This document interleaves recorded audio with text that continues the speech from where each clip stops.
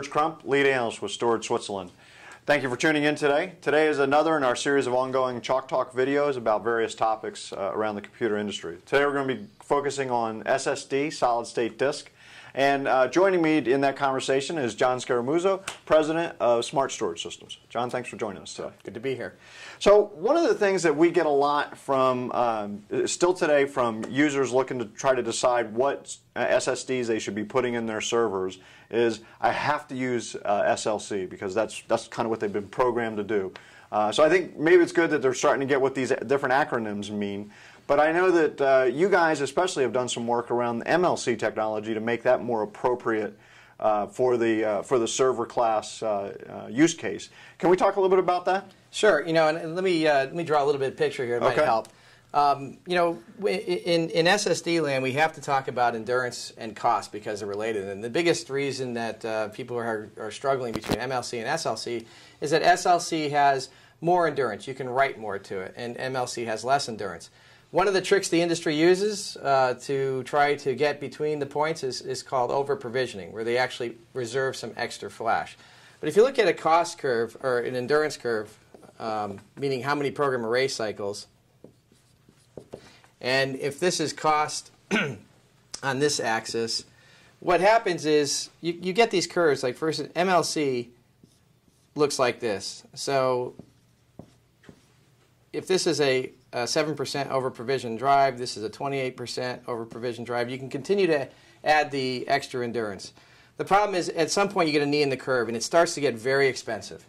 SLC is up here and EMLC is somewhere over here. And so you can see from a cost perspective, if I want higher endurance, 28% OP, I want to use EMLC. Now if people looked at this curve all the time, they'd really understand, you know, if I need very high endurance, SLC still might be the most cost effective.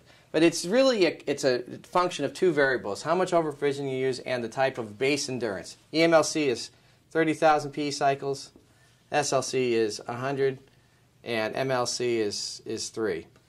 Okay, so let's talk about, so first of all, from an abbreviation standpoint, MLC is multi-level cell, meaning we're putting more bits per information per cell. Single level cell is a single bit of information per cell, and EMLC is actually MLC, but we slow down the write traffic so that I guess it's not as harsh on the cell. Is that a fair way to say that? There's probably a whole number of things that the flash vendors do to make it last longer. Okay. That's one of them. There's other trade-offs they make with retention and a few other variables, but it's very difficult to make MLC work at higher PE cycles. In fact, in the new generation, EMLC is moving down to 15K, and in some cases, SLC may be disappearing as we go to 1X nodes. Okay, because as we make the lithography smaller, the number of errors goes up and the endurance becomes an issue. And you know, the secret about flash cells is that the storage capability is related to the number of electrons per cell. Right. As we continue to shrink that process, the number of electrons to decide a 1 or a 0 start to shrink as well, and that's essentially what causes the endurance problem. Okay, and so it looks like then that one of the key drivers of EMLC and MLC is just their survivability, so to speak, in the changes in lithography. What are some of the other ones? Well, I think that's really the key, and the problem is that as the nodes continue to go down, as I said before, this used to be 30K in the last generation of nodes. Now it's going down to 15K. SLC may disappear in the 1X node completely. So MLC is becoming really the only thing that's left. The problem with MLC is that the endurance is low. So and obviously the other advantage here is going to be price, right? These are more affordable. How do we get MLC endurance up higher to where it makes sense, continues to make sense in a server class environment? Well, that's exactly what Smart Storage has been working on for the past 5 years. Okay. We've developed something called Guardian technology, which essentially takes this MLC curve and moves it up here. And it gives it a base endurance of 40,000 PE cycles.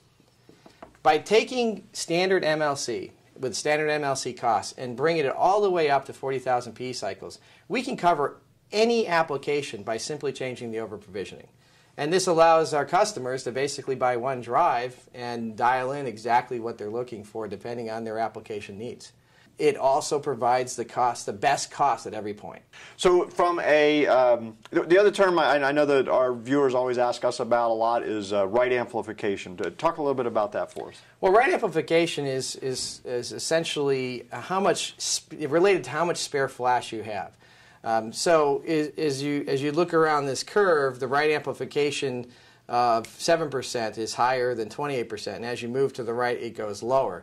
The problem with that is if you have a low base capability like MLC, you get diminishing returns with over-provisioning, and therefore reducing the right amplification only helps so much. As you can see, if you're up in this region here, again, cost is better to the left, you actually have a very optimal point every stage along here as you change that over-provisioning. So as we move to the right, the costs increase, but so does the performance as the over-provisioning increases, and right amplification actually comes down. Again, it's very dependent on the base capability of the flash. What you can do with right amplification on a 3,000 PE cycle part is very different than what you can do on a 40,000 PE cycle part. Gotcha. So that kind of explains why this knee is so much less severe, if you will, yes, in that graph. Okay. Yes. So then let's also talk about, now that you've sort of enabled this market, what type of applications would be best suited for this type of device? Well, the great thing about base capability is that because of the over-provisioning flexibility, I can move it all the way down to 1 or 2 drive writes per day, which is where the file servers and web servers, server applications live. Or I can dial all the way up to 50 drive writes per day, where the most highest intense online transaction processing or write caching applications are. And I can do it all with MLC. I don't need SLC.